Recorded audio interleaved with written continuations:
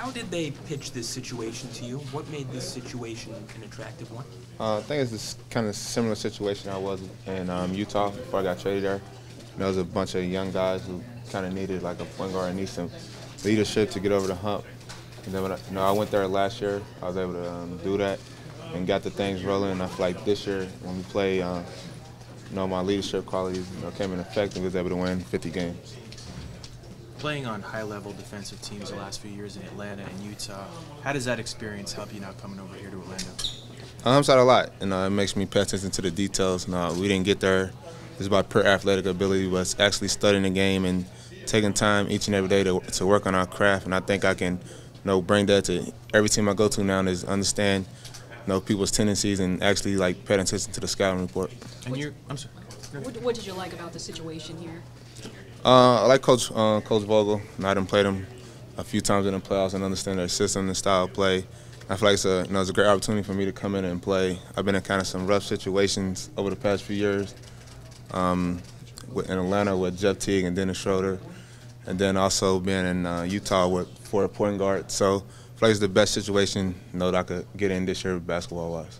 Did you know Frank at your time in Butler at all? Have any interaction with him at all? No, I had a little bit. One of my good roommates, Emerson Campings, the assistant coach at Butler. He was applying to be Frank's personal assistant. So it's like the only kind of connection I had. You're known to be a gritty defender.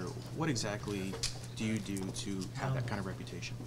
I say play hard. I take pride in coming in and competing every night throughout the 82-game season, and I feel like when you're able to do that on a consistent basis, people respect you, and they respect you, and you just gotta. I just think I just work hard. Yeah. Shelvin, you've been on teams that have made the postseason.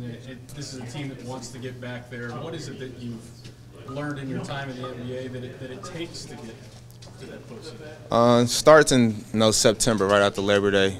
You want to start getting in shape now and don't wait till the playoffs. Not wait till preseason where everyone else does. So you want to start after Labor Day, just take it one step at a time and build your habits. Because at the end of the year, you're tired, fatigue, just rely on your habits, and you're able to do that. You're able to build yourself a great foundation to make a deep run. I have a question. Which team do you look forward to playing against most in an upcoming season? Team, I really don't have a team. I have players. Me and Jeff Teague are real close. Also Paul and with Boston. You can say Boston with Coach Stevens and Gordon. I think that's going to be fun and a good challenge. What are your impressions of the Magic as a group from your observations playing against them, kind of watching the league a little bit? That's a great group of talent. I think a lot of players still trying to figure their way out. Same thing I had to do, and just haven't put it all together yet. I think that it takes time playing together, and just having consistency. And I think we're moving in the right direction to get that.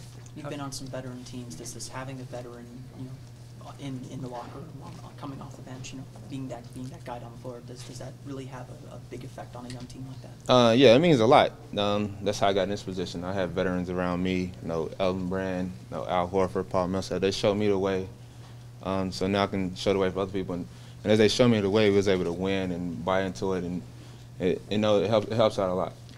You were asked earlier, what needs to be in place for a playoff run.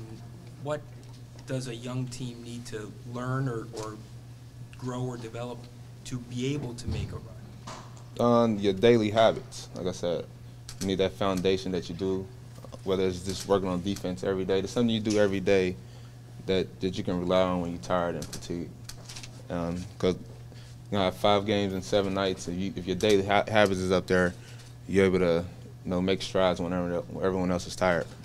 Shelvin, how do you see your role with these guys?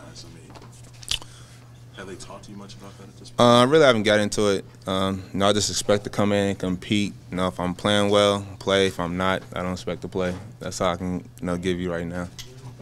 So far, how has the Orlando city welcomed you in your transition? Can you explain us that? It's been great. I got a lot of love coming through the airport yesterday. Also going out looking at different houses. I felt welcome. I'm ready to get excited, ready for the new chapter in my life.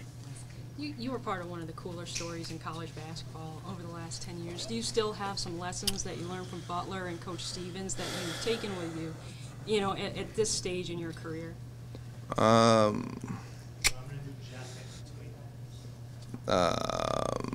It's a lot. Well, I don't want to kind of get into detail. Can't kind of give out the secrets right now. Obviously, he has them rolling well in Boston, being the #1 seed. I don't think he will want me to give away his secrets. You're joined by Jonathan Simmons here in free agency here today as well.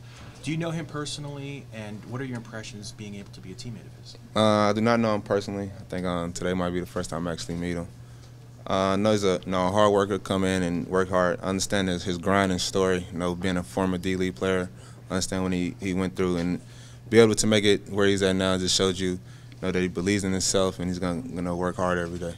You're still a young man. I think you're only, 27? Yeah. I'm definitely young. Yeah. What's it like now to be thought of as a veteran and a guy who needs to provide guidance to a group of younger people? Yeah, it's very crazy to a lot of people think I'm older than what I am. I just say I'm very mature. I think that helps me out. 27, I'm still learning now. I like to hang around different guys. This past year in Utah I was with Joe Johnson, picking up his habits he do every day and trying to put them in my game. It's kind of weird that a lot of people consider me as old. I guess you play a lot for playoff teams, making deep runs and playing in the Final Fours. You're around a while, make it seem old.